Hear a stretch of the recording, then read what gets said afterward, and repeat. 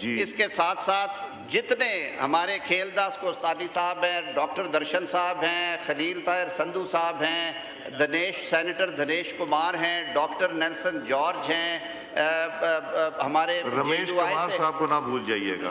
जी जी रमेश कुमार वनपानी साहब। रमेश कुमार मकवानी साहब है। इवन मेरे जो JUI के साथी हैं पेशावर से MNA साहब जी।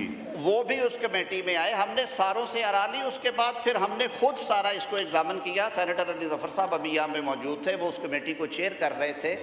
सर मैं फिर एक दफ़ा रिपीट कर रहा हूँ कि हमें सर अपने सियासी मकासद के लिए आपका नामदार हज़रत मोहम्मद मुस्तफ़ा सल्लल्लाहु अलैहि वसल्लम की ख़त्म नबूवत के इशू को सर सियासत के लिए कम से कम नहीं। प्लीज आइटम नंबर 3 मूव कीजिए। अब फिर शुक्रिया अदा करूँगा मोहतरम मौलाना फजलुर रहमान साहब का कि उन्होंने बड़े आइटम नंबर 3 मूव कीजिए। पूरे गौर व खौस के बाद इसको उन्होंने कहा कि जी आप इस अमेंडेड शक्ल में दे दे ताकि भाम रहे ही कोई ना।